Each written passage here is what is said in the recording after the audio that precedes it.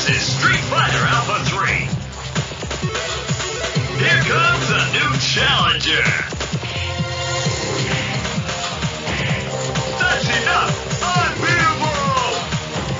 This is the Lukefitz Street Fighter Alpha 3 podcast with your hosts, Quest and Lukefitz. It's showtime! Hello and welcome to the 6th episode of the Alpha Lives podcast. Today we are joined by the spiritual grandfather of Alpha 3 in Australia, Dr. Allo. So we're going to be getting into his origin story, what kind of keeps him playing Alpha 3 all the way in 2020, what motivates him to dedicate so much time and energy to the community, how he developed his incredible execution and so much more.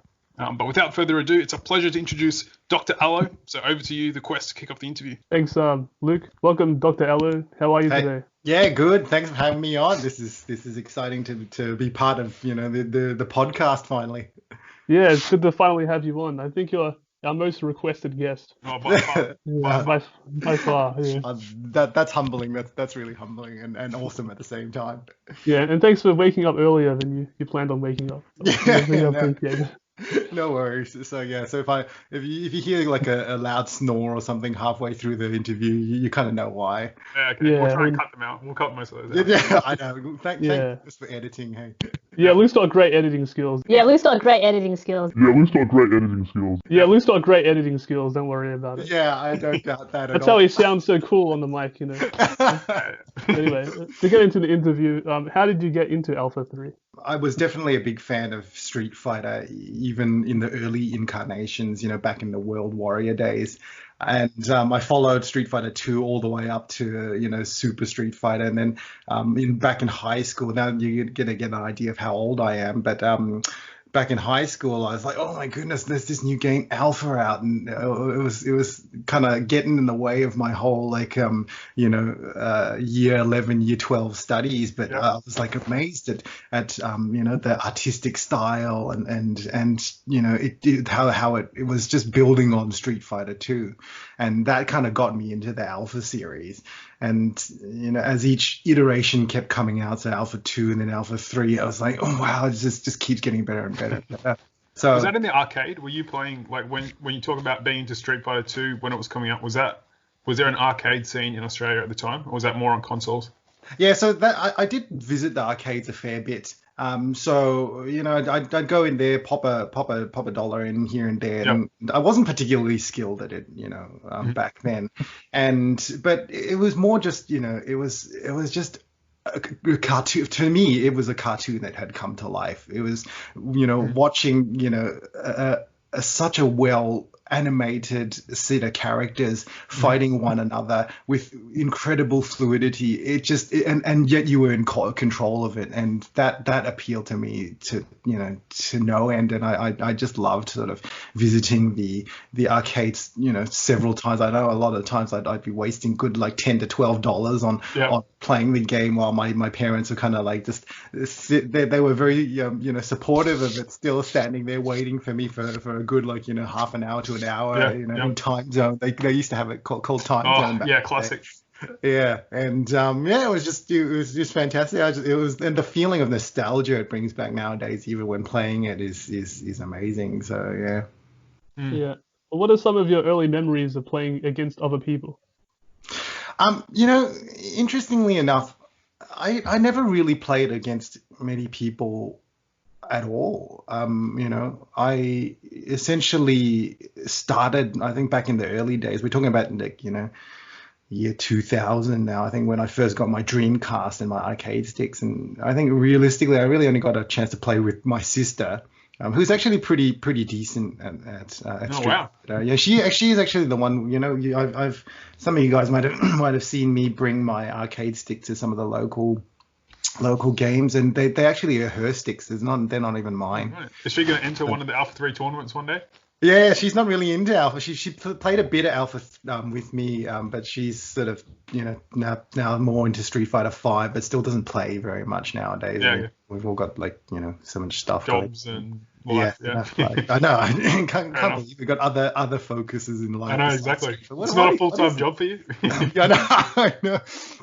I think it's turning into one now. Yeah. But yeah, then I had played with another family friend then. So, but I think it wasn't it wasn't until maybe around 2005, I had met November Golf, who actually started playing on his PlayStation 1. And you start seeing, playing against a computer is so different than playing against a human who has the ability to think, who has the ability to react to you, who has the ability to adapt. And that itself sort of breathed new life into my love for the fighting game genre as well, and specifically Alpha 3. And I got to say, November Golf, we keep talking about this rivalry. I know when he was back in his PlayStation days, he wasn't very comfortable playing with the pad because it wasn't his preferred control, and he was much easier to beat back in the day.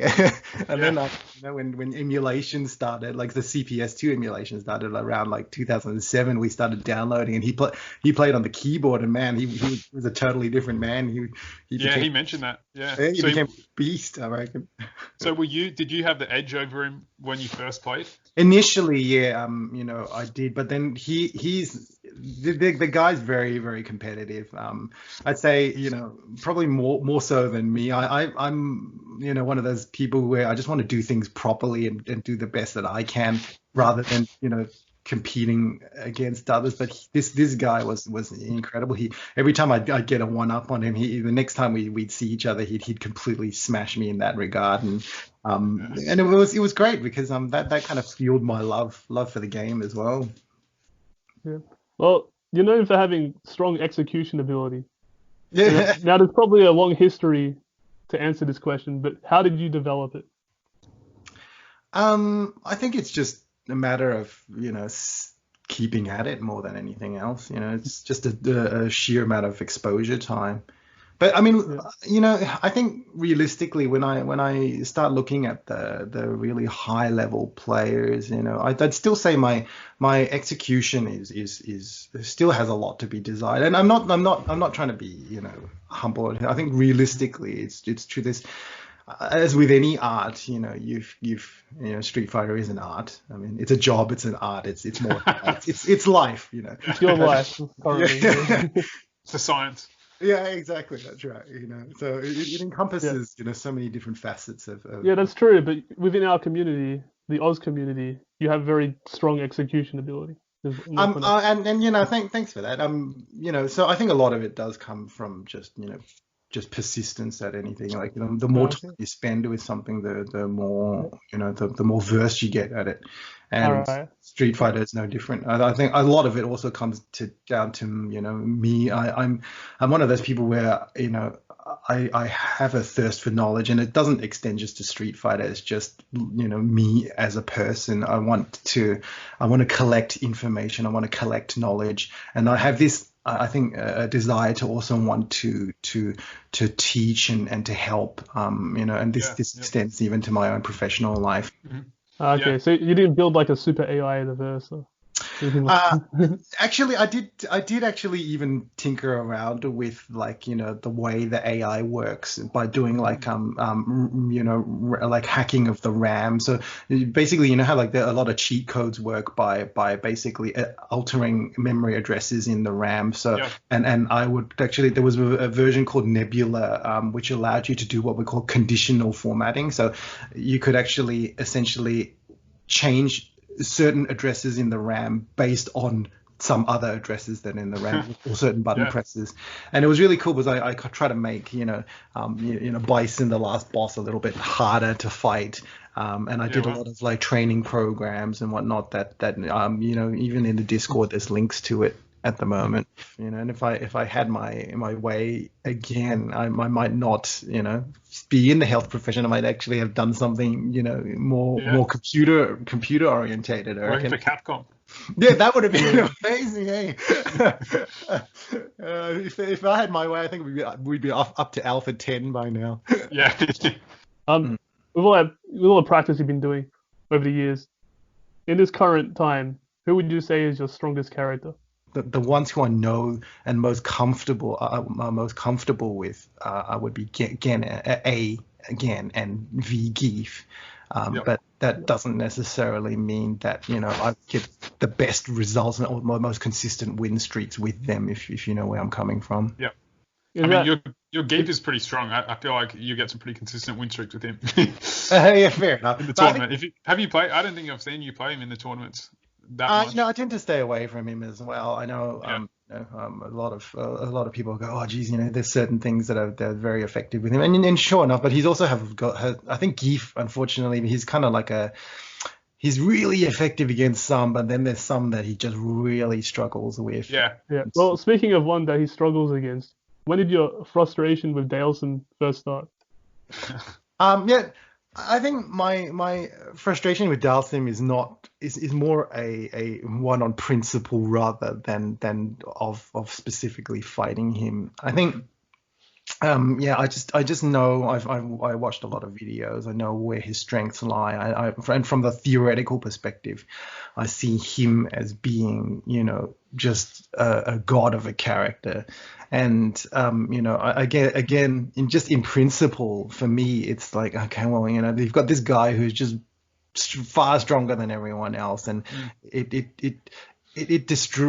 feel that it can affect any semblance of community, because at the highest levels we're going to see just gravitation to one character, and that would then get rid of a lot of the variety and the different play styles and character choices and ism choices, and so therefore my dislike for him is more from as a matter of principle. Exactly. That's the reason. It's just, that doesn't really seem to be the case. Like in the high level Japanese play, like it feels like Akuma is more that character than Dalsim is in terms of just dominating the metagame.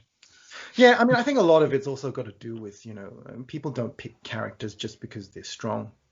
In a community setting, if there's one character that's just, far more powerful than someone else, I think that can dissuade a lot of people from wanting to continue playing, because they're just like, oh, this is just far too strong. And so therefore, again, remember I always say my motivations are really, I just want to try and get a community get together, and I'll touch on more about the community and whatnot. And yeah, we will get into that.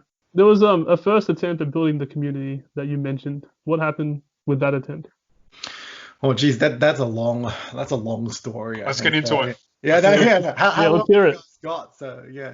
Yeah. Well, let me kind of explain, I think, the whole backstory to it, and why, I guess, where the motivation came from, and what I experienced, and how everything came about. So, as I said, this is probably going to be pretty long-winded. So, feel free to just interject whenever, because I reckon I can. Good. Yeah. So if you're listening, strap yourself in. Get first of all, this is a story of Alpha 3 in Australia. Never heard before story. Yep.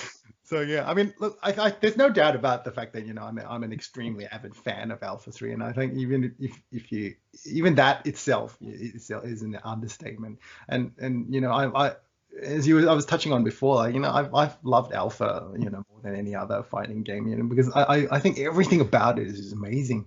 As I was saying earlier, I love the artistic style, but since Alpha 3, the roster of characters increased so much, and I love the depth of the mechanics to the game. Even now, there's just so much to be learned about the mechanics of Alpha 3 that I'm still finding out more about it. On a sort of daily, almost a daily, well, not that well, but on a weekly basis, there'd be kind of something I'd be that's really interesting. And I still feel like, Alpha 3, the mechanics is just so much deeper than any other fighting game I've played before. I have played, a lot of other fighters, including the old school fighters like, Third Strike, Super Turbo, and even a lot of the Versus series as well. And so, because of my love for it and that rivalry with November Golf that I had earlier, I've always wanted to be part of a community of other players who shared the love for this game. I just wanted to be able to find others who had this same passion for it, and be able to engage in discussions about the game and what they liked about it, and not even just technique wise, but just from a passion and conceptual point of view, like what is it that draws you to it and whatnot. It just having that dialogue would just I just see as being very satisfying. But the issue is that the Alpha 3 scene in Australia was pretty much dead. And the thing that was most frustrating, I think, for me was just, there was so much focus on Super Turbo and Third Strike. And even to a much lesser extent, there was a lot on Alpha 2, but not on Alpha 3. And obviously, that is very depressing for me as a massive Alpha 3 fan. So that's then sort of got me sort of motivated to do more research about, okay, why is this the case? What is it about Alpha 3 to me is like, it's obviously brilliant. I'm not being biased here or anything. And rightly should be the most popular, OG fighting game in the whole world. Yeah. And initially I think, I probably attributed this to, it's just the natural decay of a game that's been out for a long time. And just for reference, Alpha 3 came out in 1998, which is 22 years ago now. Yeah, that's amazing. But the interesting thing is that at the time, this was a long time ago, but we're talking about, 2005 when I started to play with November Golf. I started really doing the research back then. And it was interesting because I was like, how is this possible? Because, Third Strike came out in 1999, which is only a year after Alpha 3. That's amazing. That's interesting. And then Super Turbo came out in 1994. Yeah. All right, that's 4 years before Alpha 3. Mm. So I was like, what is going on? How is this possible? This is an awesome game. So the limited information I found at the time, came from online forums and information about US and Japanese tournaments. Mm-hmm. And a lot of them, seem to point to the decline happening around the year 2000. So in the US, there was this competition called Battle by the Bay, which you guys might know now. It's actually become Evo. So it's massive. And they hosted Alpha 3 so they numbered each of the Battle by the Bay. So it was B1, B2, B3, B4. And then finally in B5, it was 2001. And they hosted Alpha 3 until B5 in 2001. And it was interesting because Alpha 3 was dropped, but then Super Turbo and Third Strike continued to be played. For years, like Super Turbo was going strong until basically Street Fighter 4 came out. Exactly. And I was like, geez, that's not fair. That's not even close to being fair. How do you have one game that's pretty good? A Super Turbo is pretty good, and you've got Alpha 3, which is freaking I think a lot of people argue Super Turbo is like the like you said, Alpha 3 is the classic Street Fighter game. I think Super Turbo is that game for a lot of people. Yeah.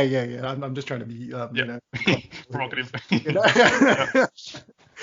But and obviously there's going to be that bias from me. But and it was like, wow, why is Alpha 3 dropped? That's injustice. In my eyes, it was injustice. Yep.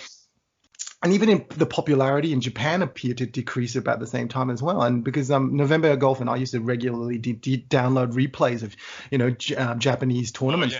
For our viewing pleasure, and that came out the wrong way, but like there were these videos were getting harder and harder to find post about year 2000, whereas Third Strike and Super Turbo were just all the rave all the time, and I was like, geez, what's going on? So even back then, like online forums were really, really rife with discussions about crouch canceling in Alpha 3 and what it could be done, what could be done with it.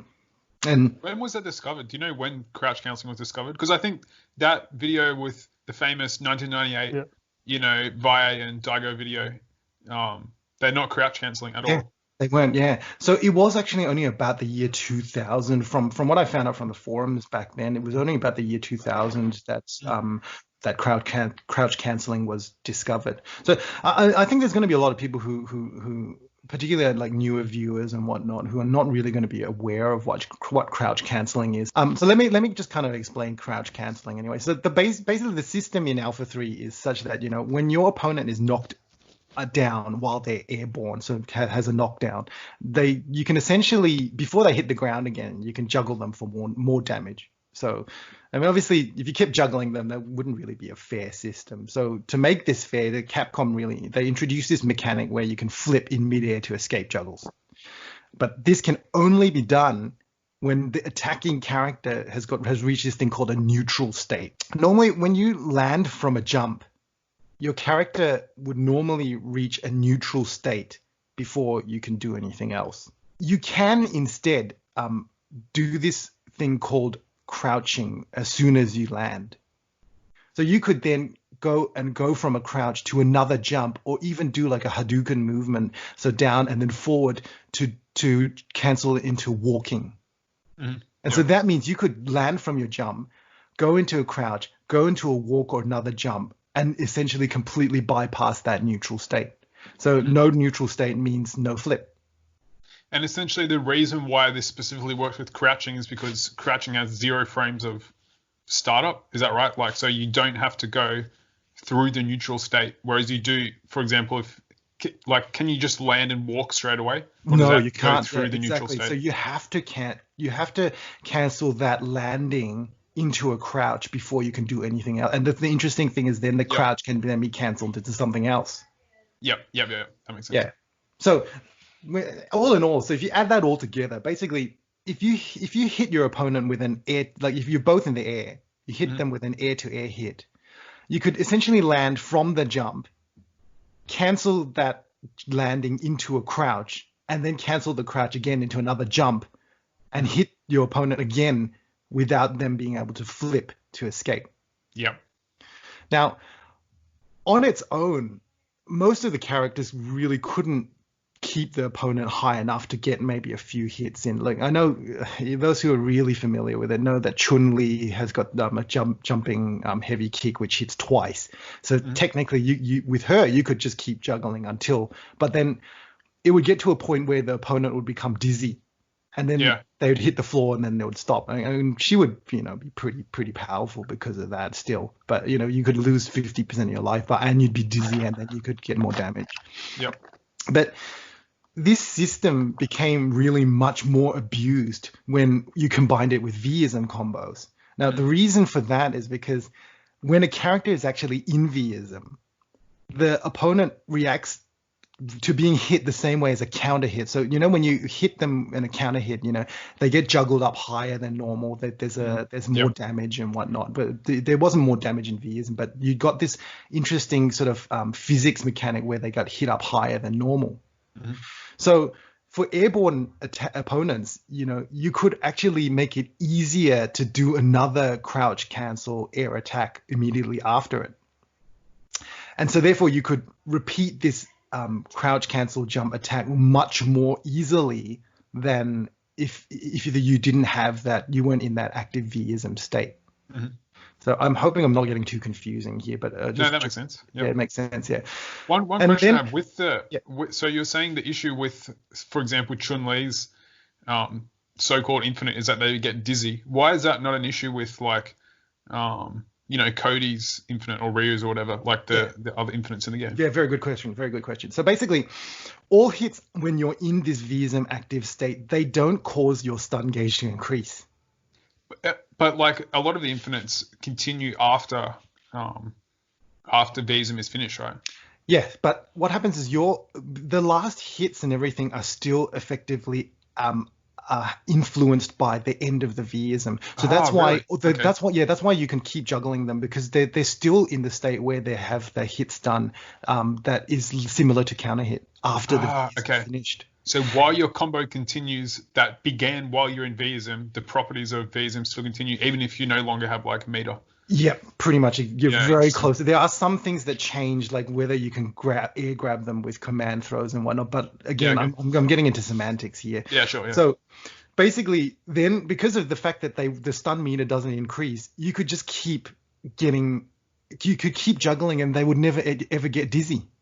Right. Yeah. So then this would lead to the ability for just a certain proportion of the Alpha 3 cast to just continuously juggle forever. And that's where the infinite combos came from.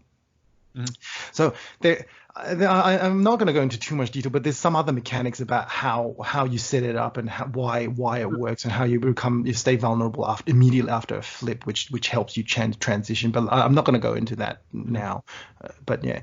So let's start getting into what happened and how why it had effects on communities and whatnot. So this is where Quest was trying to head to. So basically, I had a lot of discussions with a lot of people online back even in 2005, even all the way up till now. So I've been talking to people on Facebook, Instagram, Reddit, Twitter, every single social media platform you can possibly think of, as evangelist of Alpha 3. Yeah, I know. So I think if you go and search a lot of the forums, you'll kind of see my name plastered everywhere. So yeah. But there was a lot of discussion, and there's no doubt that the discovery of these infinite combos had really strong effect on both the gamers themselves and the general public's view of the game. I think one of your previous guests, Sandman, who was like an Alpha 3 diehard sort of player, he even said something similar as well.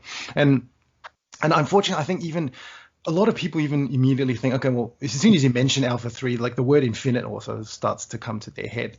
Yeah. There's essentially kind of two sides to it. So, one side you got people who think, infinites are cheap and they're not fun to be on the receiving end of it, and you can't really do anything. And some people are like, it just makes me think Alpha 3 wasn't programmed properly, and some people go, oh, well, it feels really unbalanced because of this. But then you've got the other side of the story where, the advocates are like, well, give strengths to certain characters who are not really, who are comparatively unplayable without them. And even though it's not the most difficult thing to pull off, it's still, it is not easy to execute as well. And it is a degree of skill. It's a demonstration of skill as well. Yeah. Okay, so you've got the two points of view, which are, equally valid. And that then creates this factioned approach. It's kind of like half of them are like, well, I don't like it because of this. And the others, well, I like it because of this. So that itself creates division, And I'm quite sure that Capcom was really, really aware of the effect that the infinites would have on the game and the damage that the reputation damage. Yeah, that's true. It is a divisive issue. So on the topic again of starting the community, you define poor guy. It was like problematic. Yeah, that's basically where I came in. So I think Capcom did try to fix this. They used upper and all sorts of stuff, and this is why I want to talk a little bit about sort of like the upper thing. They did want to fix it because they knew about it and they released this patch, but they didn't fix a lot of the other other people would call it unfair mechanics like unblockables and whatnot. But and like Blanca's got this the heavy punch electricity guard crush thing. If you catch them in the air, I think Lukefitz, you've seen that. You've seen how effective it can be. Anyways, basically, I've always wanted to be part of an Alpha 3 community because, obviously I love the game so much. I know there is no Alpha, there was no Alpha 3 community in Australia. So I thought, okay, well, I've got to make it myself.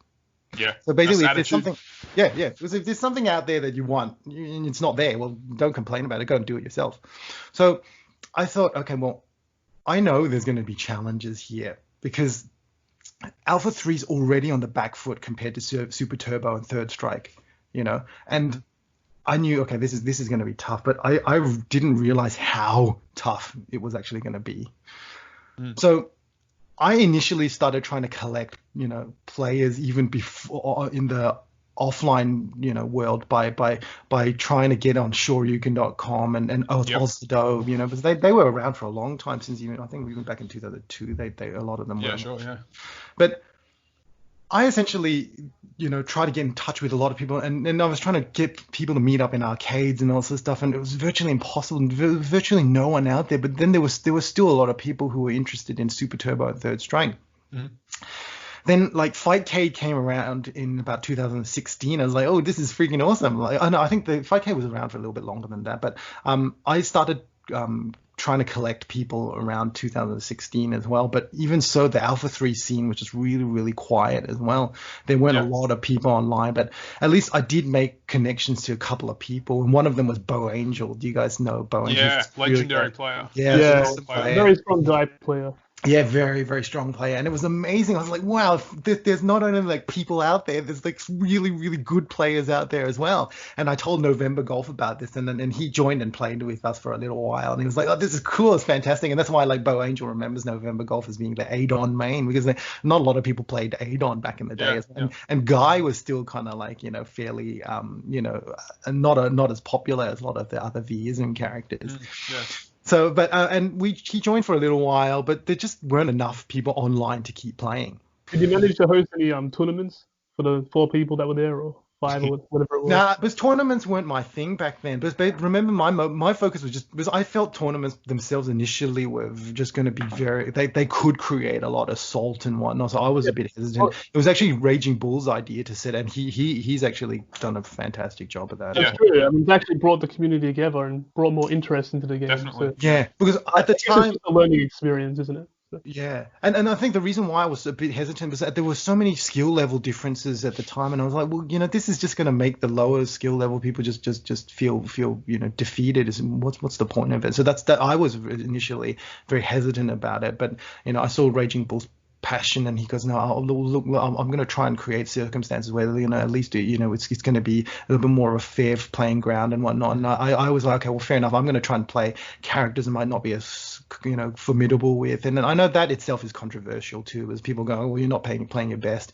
And again, something we've talked about before on this podcast, and we've stated before that we think you guys should play your best, because then it means more when we get a victory over you in tournament. And and I think that's a very valid statement. So I'm kind of like flipping between the two. I'm trying to do both at the same time, if you know what I mean. So that I've still got the ability to play with those who are not quite as experienced, as well as playing against ones who want to see me playing closer to my real to the things that I know. But anyway, so continue on with that story. So building it. So then 30th anniversary came out in 2018, and I was like, oh great, yay! This is my opportunity. This is it. Yeah. Yep. This is my chance to start connecting with Alpha 3 players again. But interestingly, I only, even with Anniversary Collection, I got it pretty much as soon as it came out, and there weren't that many people online. Yeah, it's just dead. It was dead. I was like, what is going on? I just paid good. And now you can get it for $14. But when it first came out, I think it was like $50, $60 or something like that. So, I was like one of those ones. I was like, this is my chance to build it again. I was like, what is going on? Well, this community is so freaking hard to build. Yep. But I did manage to find some players, and some of them were some of them were from Australia, and some of them were at least sort of in the Asia Pacific region. So the lag wasn't as bad. And this is when I was like, I'll just try playing with some of the easier to set up infinites and whatnot, like Ryu's one. Although I think the setup's still not quite as reliable as some of the others, like Cody. But the big thing is more that didn't go down well. Like, it didn't go down well at all. People, were throwing curse words around, and people were as kind enough to remind me as though, oh, well, this is the reason why I never played this game in the first place. And I'm like, great. So then I was like, oh, great, this is freaking so nightmare, so hard. So I still wanted to build this community. I'm like, nah, I'm not giving up. This I love this game too much. And some people might say this is obsessive compulsive, but I really had the drive to want to build this, because this is the game that I really felt needed to get the love, because it was a great game. It was fantastic, and people just weren't seeing it. Yeah. So I did my research. I'm going to speak to as many people as I can from all fighting game forums around Australia, all the social networking platforms you can imagine. And I think, if you look at a lot of the Facebook fighting game pages, like their official pages, you'll probably see my mug up everywhere. But anyone who even expressed a remote interest in Alpha 1, 2, or 3, any of them, they became a contact for me. Right? So I was like, wow, so this is organized. Yeah, I was like, I was sending out messages like daily. This is how severe it got. And then a common theme that I noticed was that many people thought like Alpha 3 was all just about infinites. And I'd even hear a lot of people saying, but I don't want to play. It's infinites are what makes Alpha 3 Alpha 3. And I'm like, what? No, this is the whole reputation thing that this is how did it get to why is that the case? I don't that's not even true. It's I not don't even see true. how it could be the main aspect of the game. That seems a bit of a stretch. I know, that's why I was like, how do people get this I think they get it from watching like Ver and the high-level Japanese tournament footage like modern tournaments. The game does seem to revolve around infinites. Yeah, and I think that's the thing. It because the tournaments and everything show that, it gives people that impression, and they can't. It kind of blindsides them to the fact that it doesn't pay tribute, that concept, that thinking doesn't pay tribute or respect to the other great characteristics that make. That I feel make Alpha 3, which is like, their juggling system, their air flipping, their counter hits, the guard crushes, and the fact that you've got lots of different isms and all sort of stuff, Yeah, very rich mechanical game. Exactly. And then I even asked some of them, I was like, so if you've got an issue with it, well, what are your thoughts about like in the Versus series? Some of them played the Versus series, and I was like, okay, well, what are your thoughts about that? There's Infinite all and that. And a lot of them goes, well, it seemed to fit games like this, but it didn't. They felt it didn't belong in like a serious fighter. And I was like, oh, well, at least they think Alpha 3 is a serious fighter.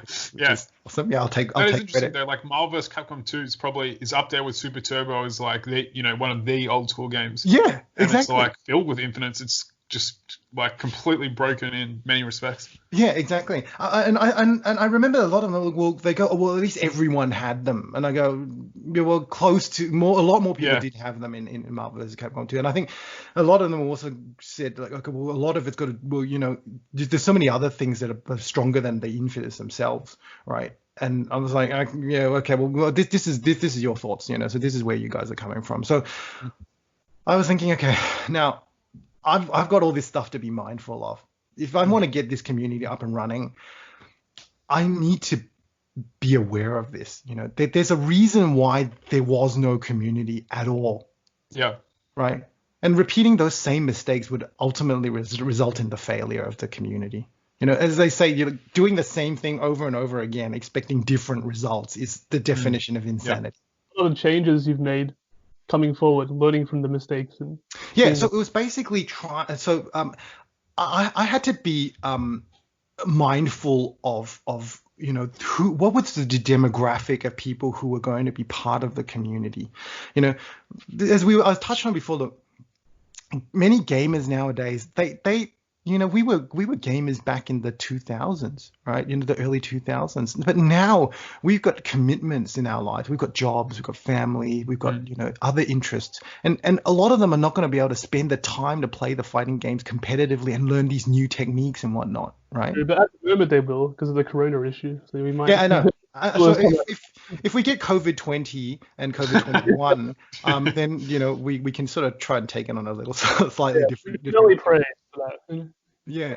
But at the same token, I'm just hoping civilization's not going to be completely wiped out by that. So as much as it would be great to have a great a great flourishing community, we don't. You need a universe to exist to have a community. Yeah, exactly. That's exactly right. So I've just realized having living people is pretty much a requirement for a community. So that was another thing that I had to consider. Living people. So fair enough.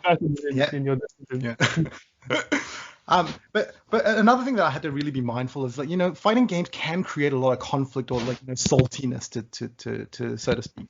And that could get in the way of like a harmonious community because I saw the salt that people had when I was playing against them. So I thought, no, we need to build a community that's supportive. We need a community that can help each other grow and develop their skills, right? Not one that's just purely competitive, where people are always just out for dominance over one another, right? And then I thought, the source of players had to be the casual player. And what I mean by that is, okay, we're all casual, but what I mean is, if there were going to be competitive players out there who played Alpha 3, right, and they actually gelled with the casual player, well, they would have already created their own flourishing community. Yeah. Right? There would be a community that I would already be able to join.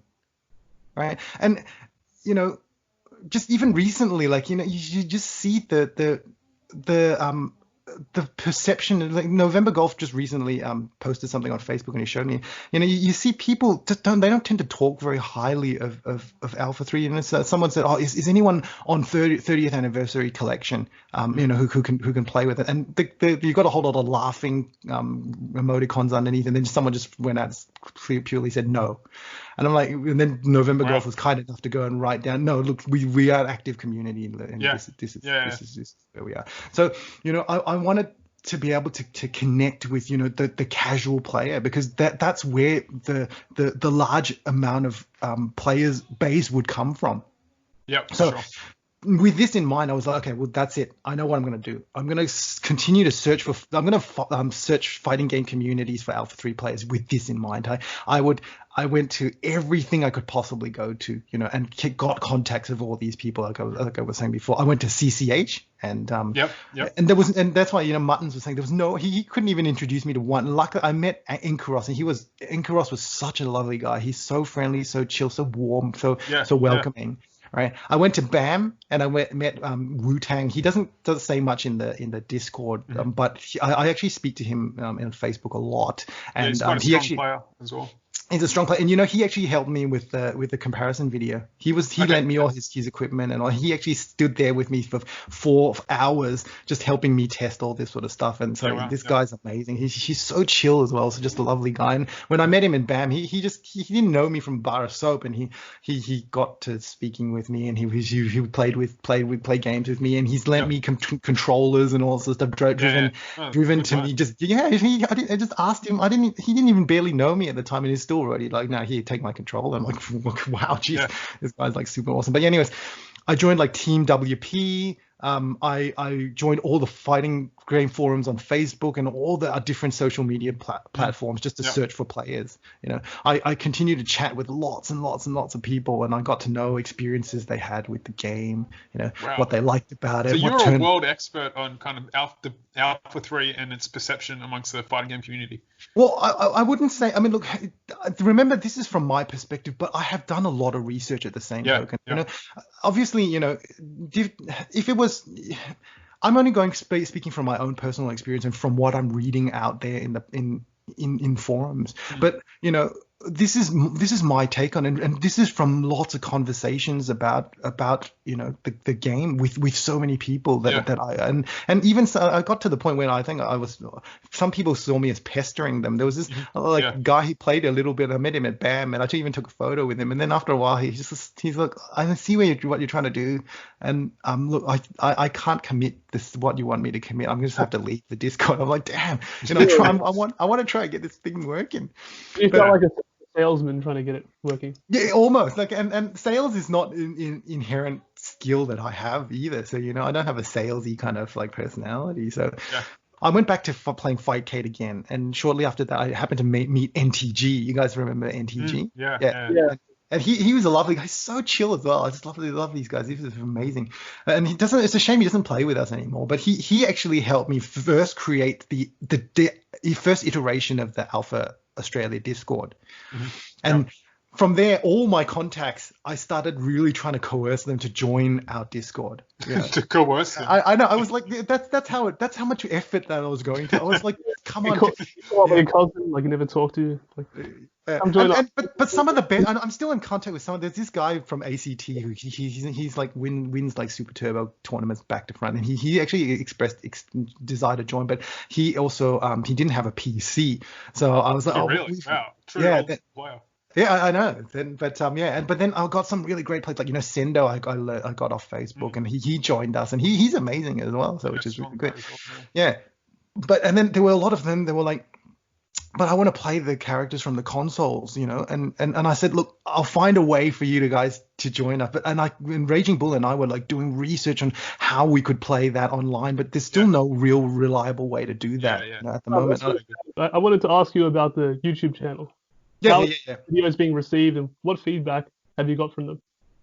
Yeah, so the YouTube channel was so I'll say like why I started up, I guess, in the first place. So this is kind of a bit of a side project that came about because a lot of the newer players, they were like, oh, can you show me how? I want to know how to do this, but there's not a lot of resources out there.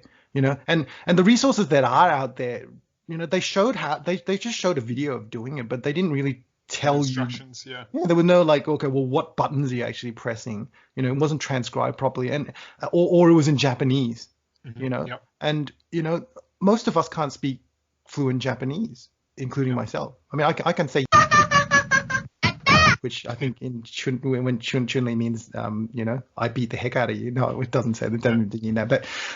But you know, they weren't helpful clips at all. There was no real helpful information. So and what I used to do, I remember this guy called DJ BJ. He was with us for a little while, and he was trying to play Sodom, and I'd record little short clips, and then I'd send them to him and whatnot. And Discord would say, "Oh, they're not. Your clips are too big," you know, and whatnot. I was like, "This is a nightmare."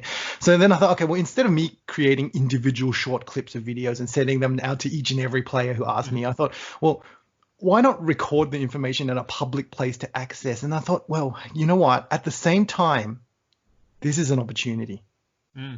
This is an opportunity to get an even larger audience. Turn a problem into an opportunity. Yeah. So I was thinking, well, why not use it as a platform to reach out to more players?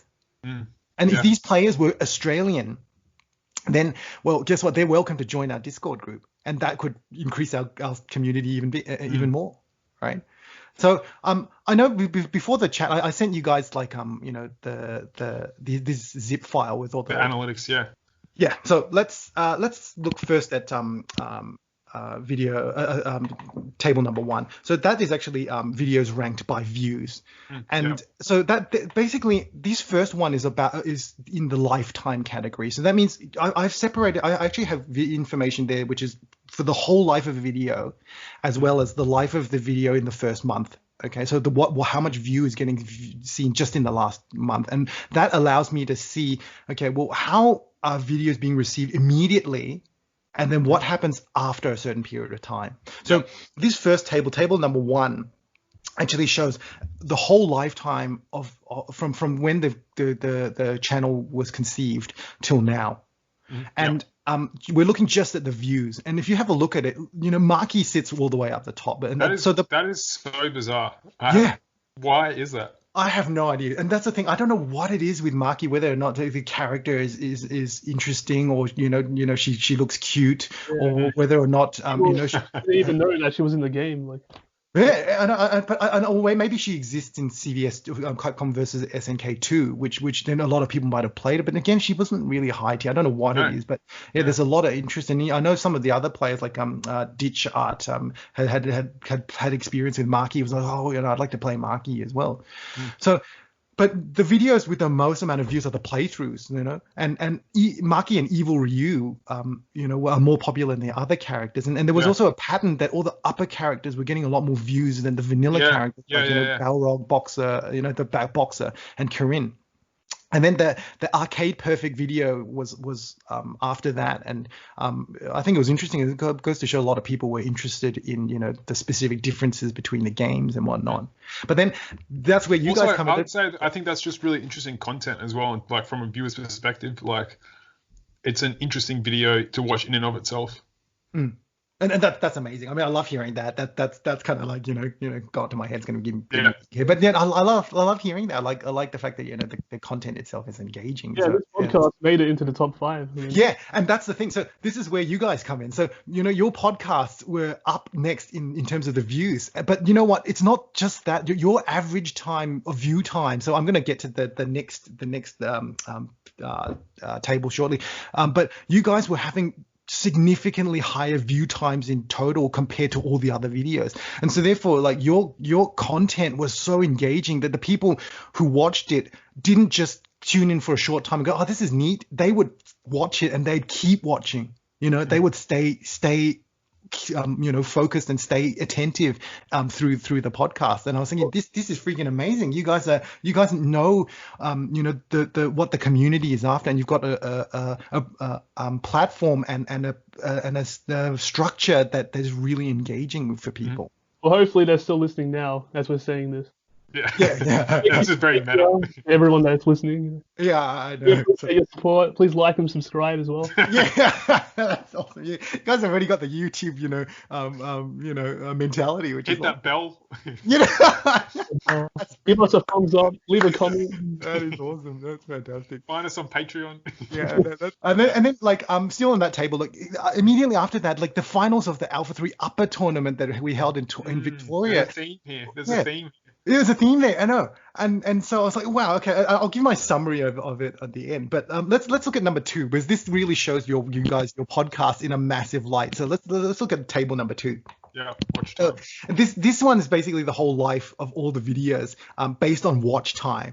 And if you look at that, just look at it. It's podcast 3, podcast 2, podcast 1, podcast 4. Okay, there's a version of Alpha 3 in between there. You know that okay, and then podcast 5. All your podcasts, the 5 episodes that have been that have been released so far, they rank higher than all the other videos, right? Well, it's also, if you have a longer video, it's going to have higher average watch time. I mean, that is true, but like and I suppose that's why the playthroughs themselves have a longer watch time. Yeah. But like the point he was making was our watch time is even longer than the playthroughs, and they have a long. yeah, exactly. Yeah, that's right? true. But anyways, let's look at table number 3, and this is Okay. really telling. This is really interesting. Man, this is an academic episode of the podcast. Sorry, I think this is me in a nutshell. That's By the way, to everyone listening, the exam will be on next week. yeah. I hope you're writing down notes right now. Yeah. So there'll be an oral presentation as well. There'll be a question on crouch cancelling. There'll be a question on the history of Alpha 3's perception in the community. That's all. So yeah, but looking at table 3, so if you look at the playlists only, this blew my mind when I saw this. The 50, can you see that 50% of it is essentially the view of that the Alpha 3 Upper Vic tournament. Yeah. 50% of total watch time is in that upper tournament. So, and then after that, you've got variable combo videos and then the playthroughs. Yeah. But the difference between the top 4 there. Yeah. More upper. But the thing is that tournament is like head and shoulders above everything else. It's not even close. It's a massive difference. And so that was really mind-boggling when I saw that information as well. So, and then if you look, I'm looking at the 1 month stuff now. So I've shortened it to 28 days. So if you look at table number 4, right? So that's you're looking at the total views. The Alpha 3 Upper Vic tournament ranks at number 1, just in the last 28 days only. Then interestingly, it's me doing that Ryu Infinite. Yeah, that's my favorite video on the channel. How could you not? I guess it's engaging. Just the title is the biggest troll.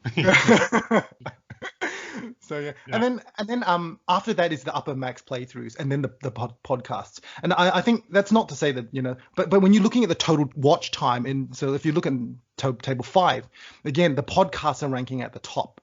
In terms of total watch time. But again, Marquee is still sitting up there, and I still just don't know what it is about this Marquee that is so appealing. So in summary, I guess my interpretation of the data is that your podcasts are getting the most watch times, and this is happening really, really very early on, as soon as they get uploaded, and then I think there's a bit of a taper off after that, a taper off effect after that. But I think the big thing that I see is that, and I think it was really it kind of like confirms what the discussions that I was having with the people that the contacts that I made. Like the general public appears to be gravitating towards upper max videos than the vanilla ones. I think that's the most surprising thing out of those analytics is that fact. Yeah, and I think that could maybe be because of the fact that we're probably the only ones who actually are able to host the information online to like a reasonable skill level, because all the stuff that I see out there is like just people who know how to crouching heavy kick him about 20 times, which in itself is a skill, still. I don't want to poo-poo that. You've seen Giorgiani play, right? Like... This guy's freaking amazing with his, he just does a standing heavy punch and a crouching heavy kick, and he still manages to take out 80% of the Discord. But it's kind of embarrassing we're all losing to this guy that doesn't know half the mechanics. Yeah, I know, but I think that goes to show, like, there's so much to it. Like, you can focus on so many different areas, that makes this game so three-dimensional, so to speak. Yeah, like if you're a new player and you think infinites are too strong, go and beat Giorgiani with infinites. Like, you're not going to do that. Exactly, that's right. So Giorgiani is going to go, well, yes, you got infinites, I got a crouching heavy kick. Yeah, yeah. But I think the big thing is, like, there's obviously interest in this game, in the upper max game out there. And what I want to do is I want to be able to capitalize on this and see how many of these viewers one day might become active members of our group. Yeah. Well, for me, the ones that were hardest were the ones that I got November Golf to do, was he plays those characters, Yeah. So he's really good with doing all those rave combos and whatnot. Like the Rolento, the V Rolento one. I want to see that one. Yeah, because like Rolento's ones are still not really reliable. We've been playing around with them for a fair bit, and he used Rolento a lot as well. Typically, would you say were the hardest? Yeah, well, let me see. A lot of it came from unfamiliarity more than anything else. Yeah. Like, because I wouldn't say that I play a lot of, Julie or Junie, upper characters. I don't get a chance to play a lot of them, like Maki. Yeah. I had to do a lot of experimentation to eventually find combos that are not listed anywhere else. The Maki combos, no one else had actually come up, had actually found so those the are ones. exclusive. Like they're Exactly. They're exclusive. Yeah. A lot of them are exclusive, right? And a lot of them you can't actually find them posted up on. Like, and even just recently, like Ingrid, if you saw it, I did a playthrough of her recently. She can get a 97 hit combo without any. And there's no infinites in max. So Wow. she's and no one had found that out before, and only it literally was only 3 or 4 days ago that I tinkered around long enough to actually find out that. That's amazing. Yeah. So but then there's stuff that is known out there, but I just cannot find any stuff on it because I've seen it done to me, and I thought I had to document this. Like, for example, X Cody, that one where it's this juggle combo, right? Yeah. I've actually had to use it, but I can't for the life of me. I've searched all the biggest YouTube pages, all the biggest resources, and I just cannot find it. I just can't find it. I just don't know where it is. So I thought, okay, well, I'm going to put that together. So those were some of the ones that are really hard to do because I remember what they looked like, and I remember what the concept was, but I had to go and tinker around until I found out. So it wasn't more from an executional point of view that was difficult. It was more, can I remember what exactly was done to me to make it work? So obviously you guys have been aware that I'm actually manufacturing my own line of controllers and everything. That takes a lot of time. Yeah, that's amazing. Let's talk about that. What's the inspiration for your line of controllers, as you said? Oh yeah, actually, there's a story to that as well. So the reason is because there were so many people who weren't able to play locals or even play at a decent level. Because they could only play on keyboard. Yep. That's a big factor. Yeah. And I was like, surely there's something out there, right? And I was the hitbox. Are you familiar with the hitbox that Daigo uses? It's similar to a keyboard, except it uses like what would normally be the right-handed buttons also for the left hand. Yeah.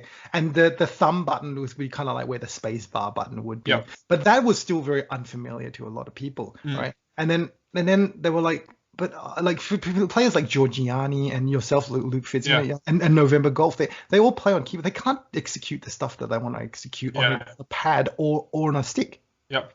And they were like, well, I don't want to go and get a mix box either because the mix box has buttons. I'm not used to these, but I'm used to the keys. Yep. And I was like, oh god! And then there were people who go, "Okay, well, I've played on a mix box before, a hitbox before, but the buttons are smaller than they would be on a stick, so I have to readapt." I was like, and again, I was like, "Okay, well, if something's not out there, don't complain about it. Go and do it." It's an opportunity, yeah, it's an opportunity. So that's a theme with this podcast. Yeah, I was contacting like so many different people out there, like, could you make a version of this? And I was trying to look up different methods. And the reason, also a big motivation was like November Golf had no way to play against people who like playing on PlayStation 4 and consoles because he only had the keyboard. So I was like, he's a great mate of mine. I've got to facilitate this love of Alpha that he's got too. So I was like, well, let's try. And so I was doing research after like so much and trying to get in touch with people. And eventually I found this guy in China who manufactured components and had done a copy of the Mixbox and the Hitbox already. And I was like, and then I said, oh, how did you get in contact with him? Like, it's just a matter of like just constantly keep trying to open doors until eventually one. So I spoke to the guy. It's like, how do I? Can you make modifications to it? Can you change this? And he goes, yeah, I can, but you'd have to make it in a pretty big scale for it to be worthwhile. Yeah. So I was at the drawing board and I started talking to him. Okay, well, this is what keyboard players want. This is how high the keys need to be off the keyboard. This is and because you've got to make sure that there's no ghosting. It's got to be able to be compatible with this. So I started investigating where I can get the PCBs, the printed circuit boards from, and then how we could actually go and design it, what different materials we'd use on the top, how we customize it, and all this stuff. And eventually it just snowballed into a bigger and bigger project until eventually like, okay, this is amazing. So the product is pretty much ready to go. I'm waiting for the final shipments to come to Australia for me to take photos and then put it out on Amazon, eBay, Facebook sales pages, Instagram pages. And I'm going to hit all the different social media. I can see that being huge because I'm sure there's a lot of people who've been introduced to. I'm mainly thinking of Street Fighter 4 and 5 and just other fighting games who have mainly played on computer and started with keyboard. Like I feel like that's the experience of a lot of people. Yep, exactly. I can really see a mark for this. Exactly, and that's the reason why I was like, well, it's not just November Golf and Georgiani and you who would benefit from. Imagine all those people who can't play in tournaments. They're freaking amazing. They've got great skills. They could probably beat up most of the people who play on stick, right? But they just can't enter the tournaments because they've got no viable control. I mean, there's a video I saw on YouTube of some big tournament in America where someone brought a keyboard and like plugged it into the PS4 or whatever. Yeah. He obviously had some mod, and everyone in the comments was like laughing at him. They're like, "Oh, look at this scrub like using a keyboard." Yeah, and that's what I mean. Like these sort of, and that's why I think like the fighting game community sometimes as great as it is there's sometimes this sort of elitist or toxic sort of environment which is not conducive of building a community. Yeah. So that's why it's like no, if you play on keyboard, great. You've got a skill that us stick players don't have. I can't even play on keyboard. Okay, yeah, right. So it's what's the time horizon? Like when are these going to be available? What's the kind of initial price point that you're thinking of? So I'm trying to also be more competitive because if you look at all the other ones, like the other controls like the Hitbox and Mixbox, they can go up from about $250, $300 US. I'm trying to keep my price point around the under 200 US and still have a product that's decent, right? And it's got even more it's got like LED lights and all sorts of stuff that the Mixbox and the Hitbox don't have. What makes it where does most of the to buy a USB keyboard maybe like $30 or $50, like where does the extra $150 come from? Is it the small run in the factory, or like where does that extra margin come from? Yeah, so particularly when you're sort of playing fighting games, you need a certain like tactile feel with the keyboards as well. Okay. So that's why they use this thing called the Cherry MX Black. There's different colors, but the black ones had a certain. The black doesn't refer to the color of the keys, but just they had the category. Specific type of switch. Yeah. So they had certain types of switches and all sorts of stuff. But the printed circuit board itself is actually very, very costly, right? It's specifically made for consoles, and then on top of that we have to customize the shape of the controller base itself, so these have to be made out of metal. So you've got to so you can't just get a metal container and just stick it on top. You have to have ones that are ergonomic and all sorts. So a lot of it came in terms of the design of that as well. And then you've got to cut the holes out specifically, like at least keyboards, they're all standardized and whatnot. They're manufactured on a massive scale, so there's a lot more demands for them, right? So a lot of it comes from that side of things, the customization, the printed circuit boards, which are made by an external third party, and then having to wire things up and whatnot.